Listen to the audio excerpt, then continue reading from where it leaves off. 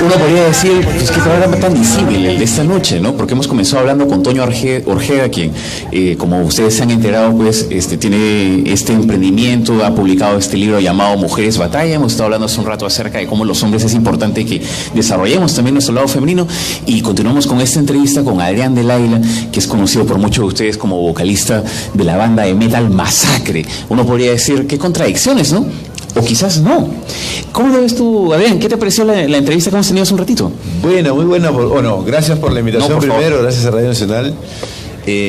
Interesante porque es lo que todos vivimos, ¿no? Yo también soy, yo soy un ser humano que ha vivido en Lima toda su vida, en clase media, con todas las taras, los prejuicios y represiones que eso conlleva, ¿no?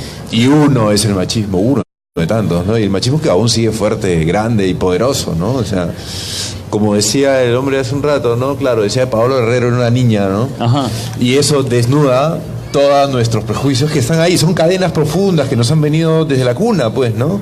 Uno las va sacando poco a poco. La más visible es como bajar de peso. Para bajar de peso, claro, cuando tú tienes un exceso de peso, lo primero que bajas es lo más fácil de bajar, lo más evidente, lo que te sobra. Sí. Pero sin embargo, hay cosas que tu organismo tiene que desechar, pero no desecha muy fácilmente porque están pegados a tu cuerpo. Qué interesante, nunca lo había pensado de esa manera, pero es cierto. Es así, entonces es difícil bajar. Cuando tú bajas, yo te lo digo porque yo hago deporte, ¿no? Y tengo de alguna manera la necesidad de estar lo más sano posible, por la voz también, porque claro, me exige mucho el metal. Y trato de tener mi organismo lo más sano posible, porque absolutamente sano de lo posible es imposible.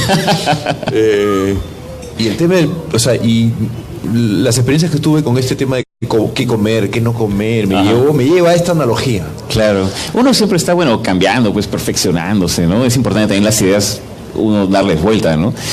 Comenzamos a conversar con Toño hablando acerca de cómo él comenzó a escribir, cómo comenzó a leer, ¿no? Tú has comenzado como músico, porque has hecho música primero y luego has publicado, no solamente este libro, que lo tengo aquí frente a mí, Sistema Perfecto, es el nombre de esta novela que ha publicado Adrián del Águila con Borrador Editores, sino que publicaste también hace unos años un libro que se llamaba Necio. Sí. Pero bueno, ¿cómo es que te encuentras tú con el arte en todo caso? O sea, todos los artistas comenzaron siendo niños. Tú también has hecho música cuando eras chiquito, has pintado también.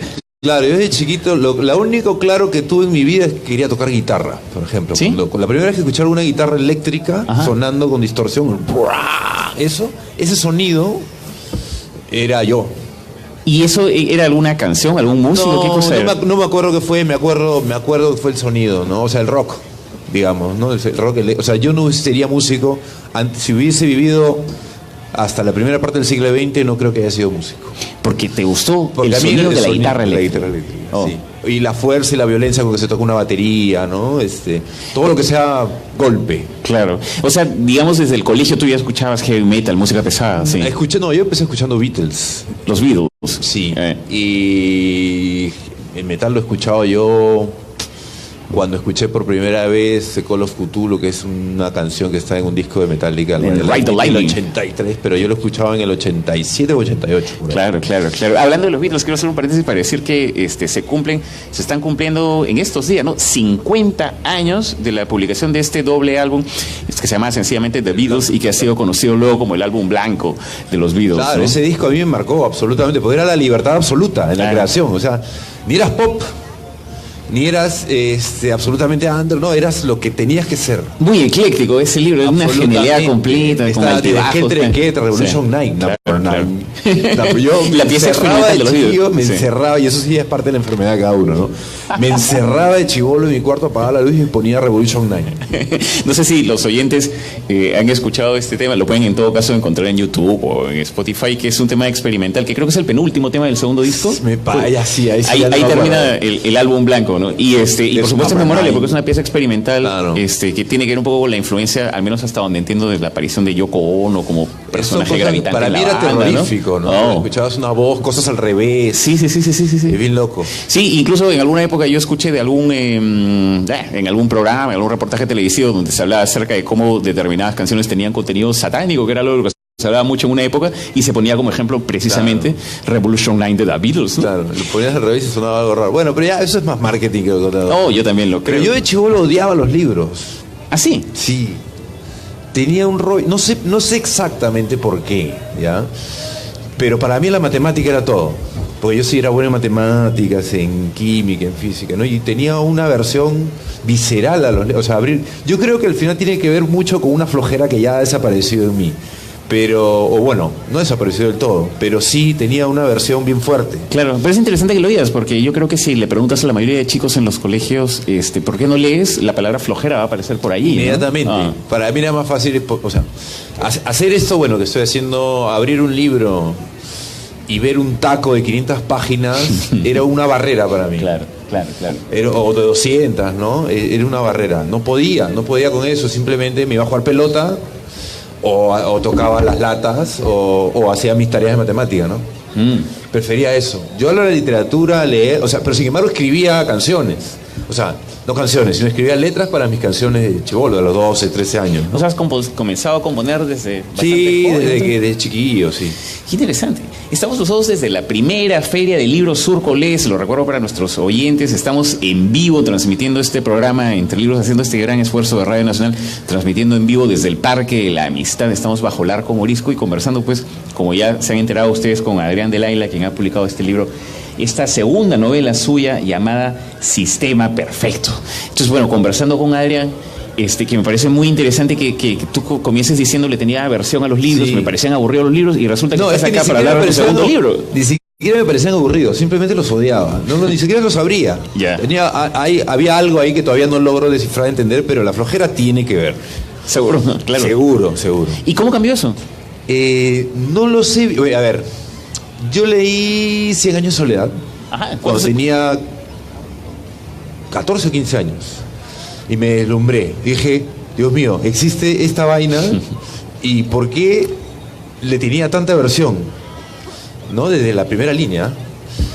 Y después, ¿qué pasó? Estaban hablando en la entrevista anterior también del tema de los maestros, la importancia de los maestros, los guías, ¿no? Yo no tuve un guía que me dijo, oye, ¿te gusta eso? Entonces lee esto, lee el otro, lee el otro. Leí un segundo, porque había que leer, ¿no? Leí un segundo libro y no. Entonces pasé otro y lo tiré y me desencanté inmediatamente otra vez. O sea, digamos, la experiencia feliz del lector tuya fue 100 años de soledad cuando estás en el colegio y de ahí no hubo una continuidad porque no tuviste a alguien que te dijera, oye, de repente también de puedes repente leer lo de Crónica de una muerte anunciada, pues, ¿no? Así de simple, ¿no?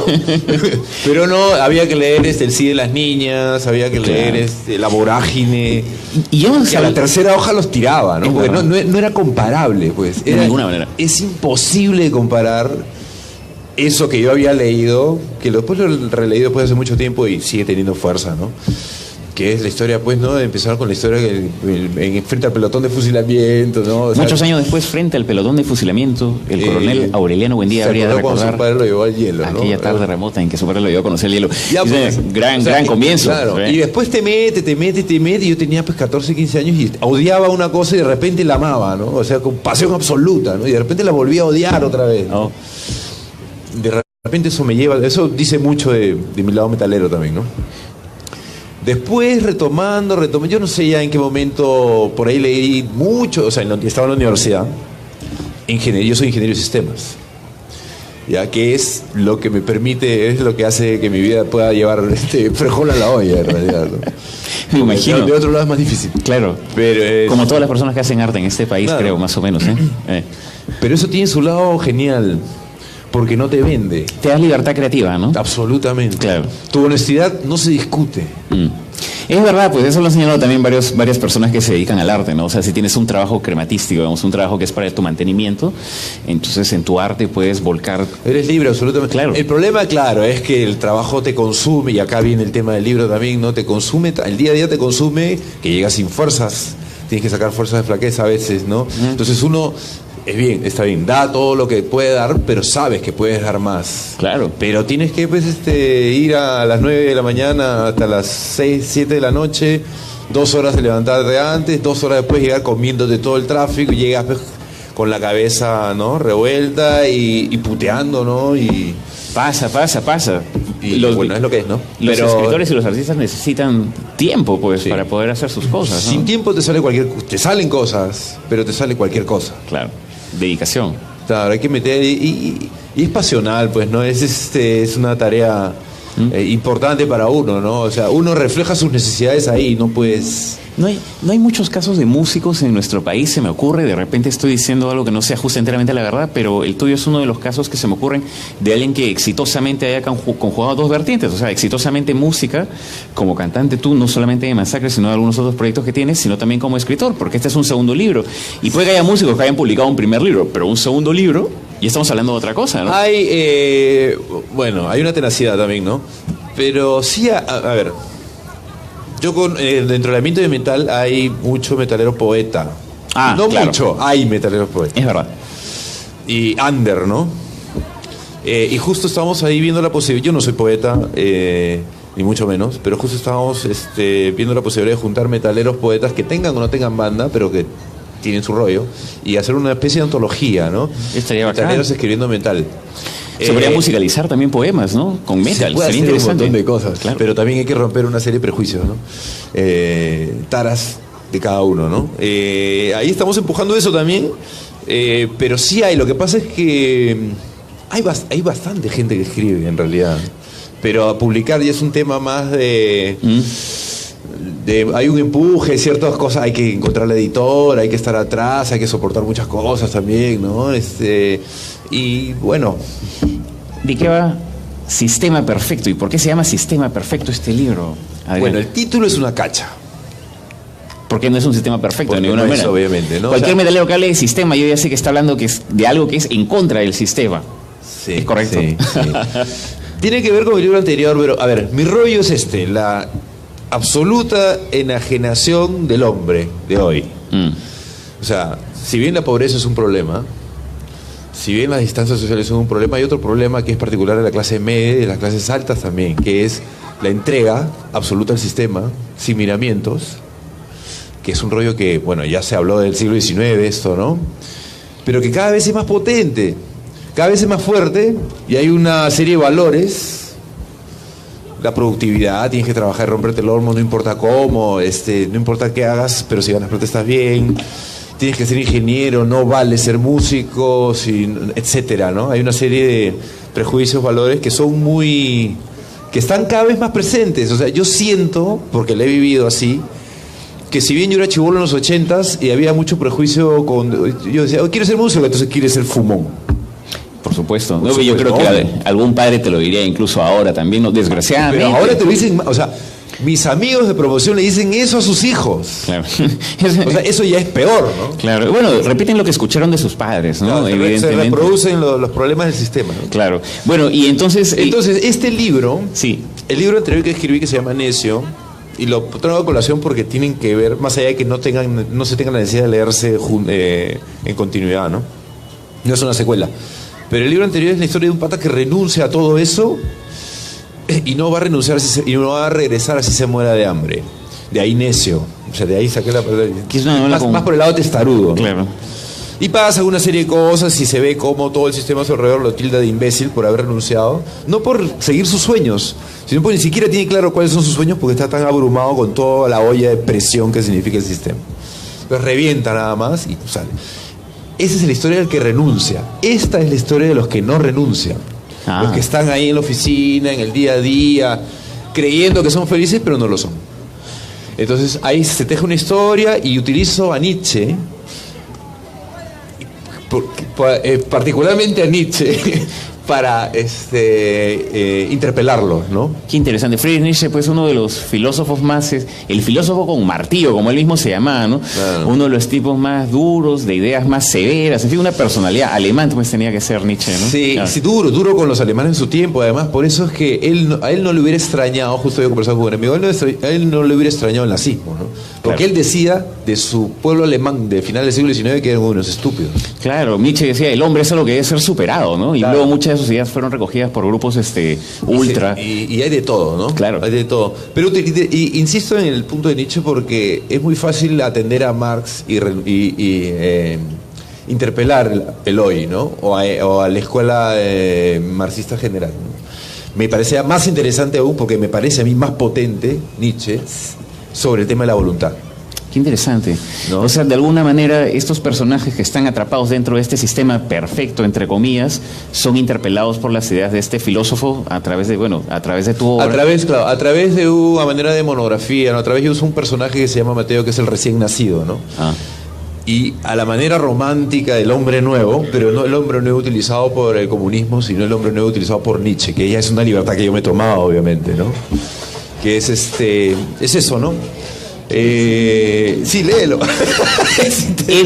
Bueno, yo debo decir que lo he estado hojeando, hoy y no puedo hablar mucho acerca de la trama todavía, desgraciadamente, pero sí he encontrado que hay un gusto por la, ¿cómo decirlo? Por la construcción de la frase y en general por la energía que tienen los párrafos y las líneas, que he encontrado muy atractivo. Y por supuesto que está repleto de personajes, ¿no? Son personajes que yo particularmente cuando escribo, o me he dado cuenta que cuando escribo, es muy cine, ¿no? Muy de escenas. Entonces, en este caso he metido personajes que se intercalan de manera muy violenta quizá, pero van tejiendo la historia, ¿no? ¿Tienes alguna referencia de un libro, digamos, que has querido hacer este libro, Sistema Perfecto, más o menos como que de acuerdo a cierto molde, cierta idea, algún libro que hayas admirado? No, yo lo que tengo es una influencia fuerte de los escritores rusos del siglo XIX. Son muy gráficos, ¿no? Claro. Bastante. ¿Te refieres a como a Dostoyevsky, Tolstoy, Gogol, ¿no? Turgeniev, toda esa mancha.